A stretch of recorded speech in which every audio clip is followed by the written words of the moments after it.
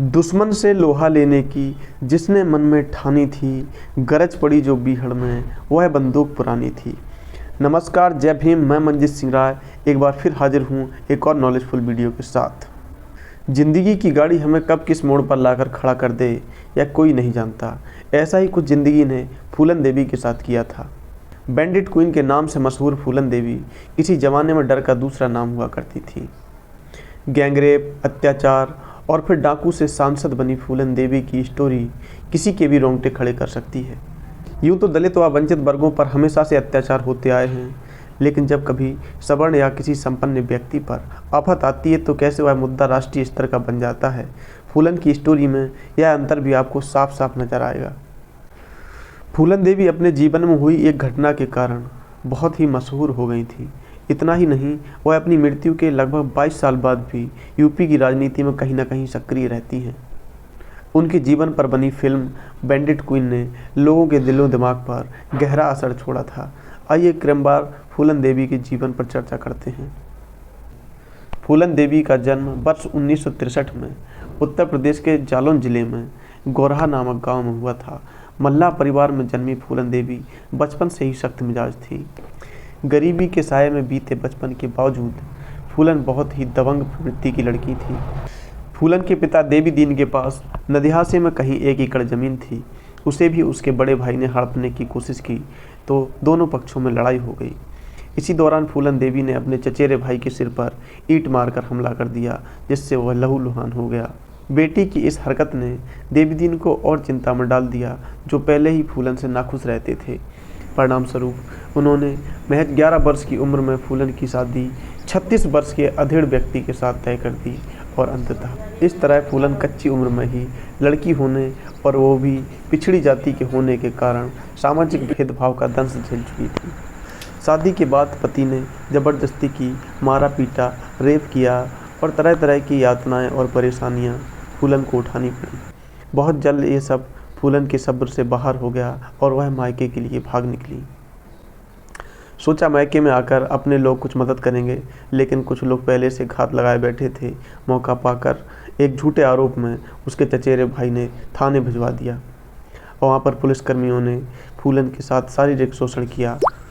जैसे तैसे जमानत पर छूटी फूलन को उसके पिता ने फिर से ससुराल भेज दिया। वहाँ जाकर फिर से फूलन को पहले की तरह यातनाएं और परेशानियां मिलने लगीं।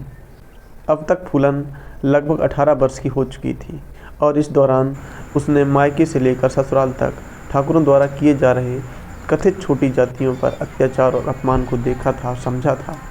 पति के अत्याचार के खिलाफ फूलन पुलिस के पास इसलिए नहीं गई क्योंकि पुलिस की क्रूरता और कार्यशैली से पहले ही वाकिफ थी। इसलिए उसने दूसरा ही रास्ता इख्तियार किया। उस समय चंबल घाटी में तमाम गैंग सक्रिय थे और एक दूसरे से आपसी टसन भी रखते थे।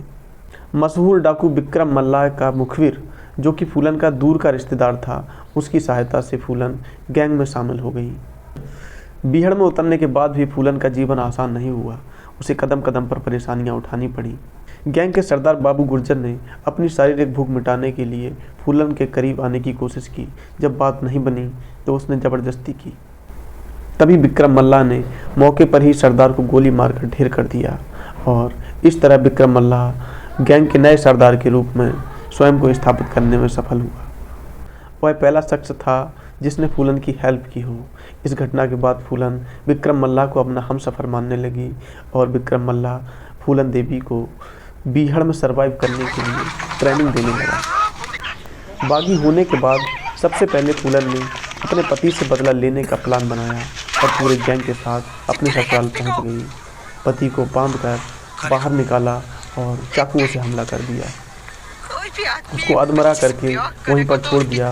वहीं पर फूलन ने सभी गांव वालों के सामने ऐलान किया कि अब से कोई भी बूढ़ा आदमी किसी जवान लड़की से शादी करेगा तो उसका यही हश्र होगा। इस घटना के बाद पूरे इलाके में फूलन की दहशत फैलने लगी थी। विक्रम मल्लाह की गैंग के 2 अन्य सदस्य श्रीराम लालाराम, जो जाति से ठाकुर थे, उसी समय जेल से छूटकर गैंग में पुनः शामिल हो गए और समय समय पर अन्य डाकुओं की सूचनाएं पुलिस अधिकारियों के पास देते रहते थे। इनकी वजह से गैंग में फूट पड़ने लगी और पूरा गैंग 2 धड़ों में बटा बटा नजर आने लगा। श्री राम और लाला राम फूलन देवी को अपने कब्जे में करना चाहते थे, इसलिए उन्होंने विक्रम मल्लाह को मारने की योजना बनाई और एक दिन उसे निहत्था पाकर उसको गोलियों से भून दिया। इस तरह विक्रम मल्लाह की मौत हुई और फूलन देवी को उसने बंदी बनाकर अपने गांव बहमई ले गए। वहां पर एक जानवरों के बाड़ा में उसको बंद किया और 20 दिनों तक उसके साथ गैंगरेप किया, यातनाएं दी। 21वें दिन उसको नग्न हालात में पूरे गांव में घुमाया और पूरा गांव चुपचाप तमाशा देखता रहा। यह ठाकुर बाहुल्य गांव था, किसी ने भी फूलन की मदद नहीं की।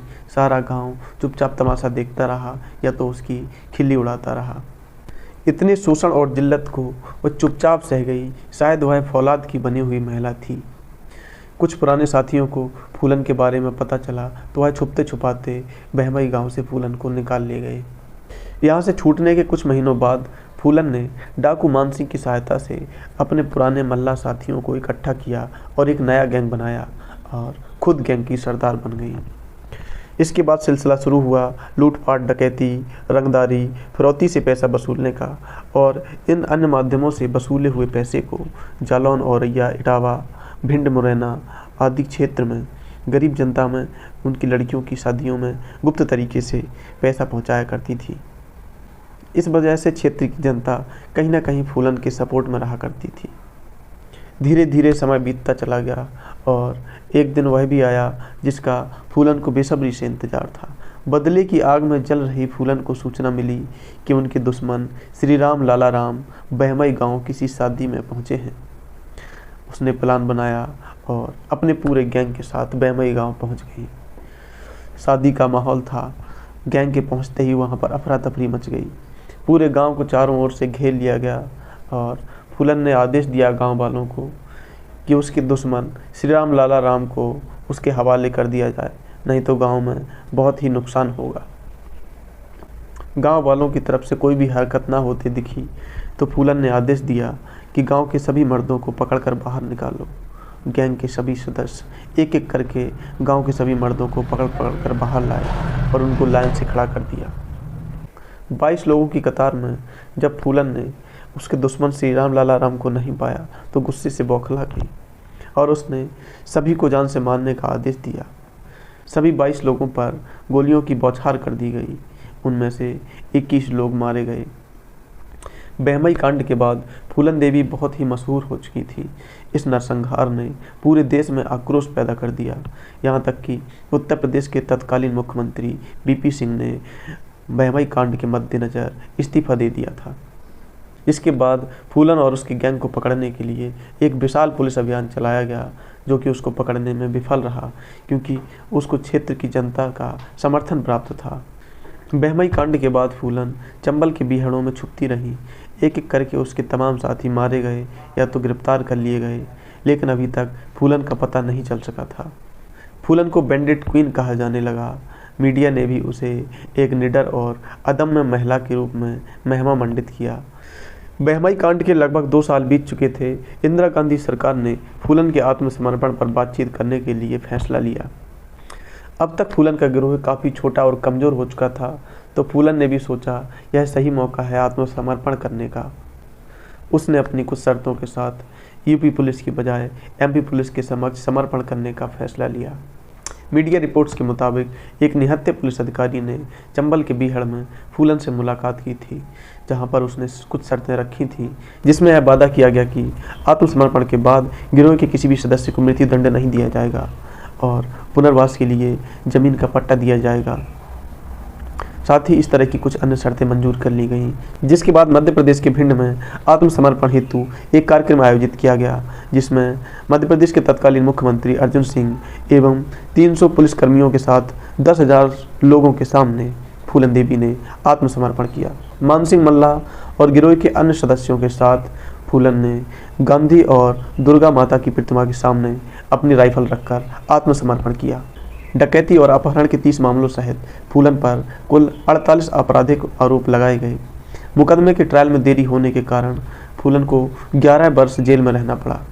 इस दौरान निषाद समाज के कद्दावर नेता विशंबर प्रसाद निषाद के हस्तक्षेप के बाद फूलन को पैरोल पर रिहा किया गया। तब उत्तर प्रदेश में मुलायम सिंह यादव की सरकार थी। 1994 में मुलायम सिंह ने फूलन पर लगाए गए सारे आरोपों को वापस ले लिया।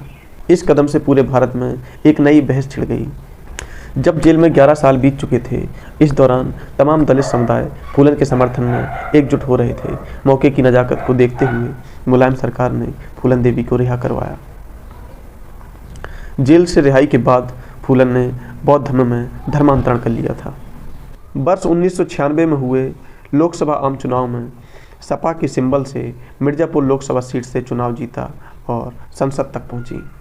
सांसद बनने के 5 साल बाद 25 जुलाई 2001 को दिल्ली स्थित उनके आवास पर उनकी हत्या कर दी गई। शेर सिंह राणा और उसके 2 अन्य साथियों सहित उन पर हमला किया गया और इस हमले में फूलन देवी की मृत्यु हो गई। उनकी हत्या का आरोपी शेर सिंह राणा रुड़की का रहने वाला है, जिसे मुकदमे के बाद तिहाड़ सेंट्रल जेल में बंद किया गया, जहां से फर्जी तरीके से 2004 में वह भाग निकला, जबकि तिहाड़ सेंट्रल जेल भारत की सबसे सुरक्षित जेल मानी जाती है। उसके भागने के मामले में कई स्टोरी प्रचलित हैं, बताएंगे आपको नेक्स्ट पार्ट में। वीडियो में दी गई जानकारी आपको कैसी लगी कमेंट करें, वीडियो को लाइक करें, शेयर करें। अगर आपने अभी तक हमारे चैनल को सब्सक्राइब नहीं किया है तो कृपया चैनल को सब्सक्राइब करें। धन्यवाद। जय भीम, जय Bharat. Subscribe now and press the bell icon. Never miss an update.